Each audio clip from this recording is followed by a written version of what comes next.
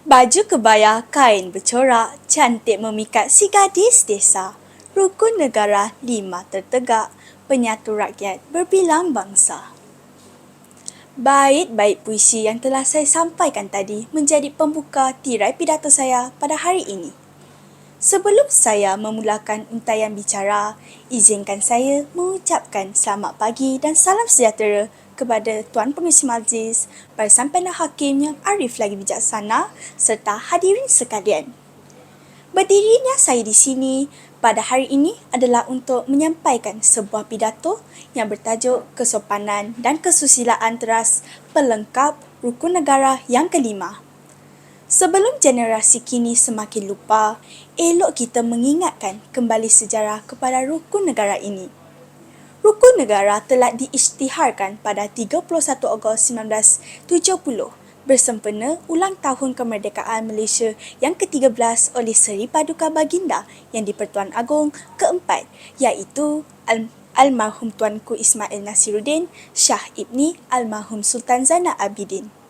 Rukun negara diperkenalkan rentetan asas perpaduan kaum yang dilihat rapuh dan goyah ketika berlakunya peristiwa 13 Mei 1969 yang menyaksikan pergaduhan dan rusuhan kaum di Kuala Lumpur pada ketika itu. Hadirin sekalian, semua rakyat Malaysia tidak kiralah yang memimpin dan yang dipimpin wajib mendukung prinsip ini bagi tujuan keamanan dan keharmonian negara.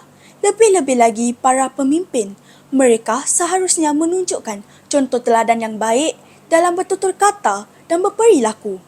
Mereka hendaklah berhati-hati dalam mengeluarkan perkataan secara lisan maupun tulisan supaya tidak mengganggu sentimen dan perasaan mana-mana kaum di Malaysia.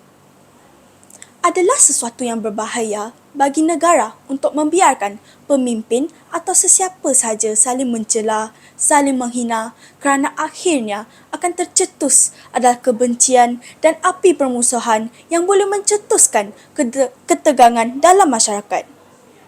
Oleh sebab itu, prinsip kesopanan dan kesusilaan hendaklah diutamakan dan wajib dipertahankan. Sidang Parlimen juga diharapkan tidak menimbulkan sesuatu yang bertentangan dengan prinsip kesopanan dan kesusilaan ini. Tambahan pula, pemimpin bukan sahaja dipilih kerana pencapaian dan pengalaman, tetapi kerana kepribadian mereka. Pemimpin yang berperilaku sopan dan bertata susila mampu bertindak mengikut situasi dan berupaya mengawal diri daripada mengeluarkan kata-kata yang tidak sopan. Hadirin yang saya kasihi, perilaku pemimpin juga memberi gambaran bagi imej sesebuah negara. Masyarakat luar akan melihat pemimpin sebagai wakil rakyat dan memandang tinggi pemimpin negara dalam menunjukkan nama baik negara di persada dunia. Prinsip kelima bermakna bahawa rakyat Malaysia harus bertolak ansur, bertimbang rasa dan berkelakuan baik. Pengalaman prinsip kesopanan dan kesusilaan ini boleh membawa kepada perhubungan yang harmoni dalam masyarakat. Rakyat yang bersopan santun dan bertata susila dapat membentuk masyarakat yang bersatu padu. Prinsip ini sangat penting untuk mewujudkan masyarakat yang menghormati dan menghargai kepentingan kaum lain. Sesuai dengan Malaysia yang terdiri daripada masyarakat majmuk, rakyat harus menghormati dan saling memahami adat resam dan nilai hidup kaum lain supaya tidak menyinggung perasaan orang lain. Kesimpulannya, nilai kesopanan dan kesusilaan merupakan asas kepada pembinaan negara yang harmoni serta masyarakat yang sejahtera.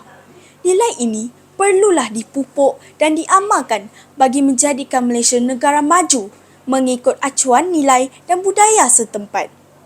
Mawar di taman merah menyala, puang durinya kubah jambangan. Adab sopan juga susila, setiap masa jadi amalan. Sekian, terima kasih.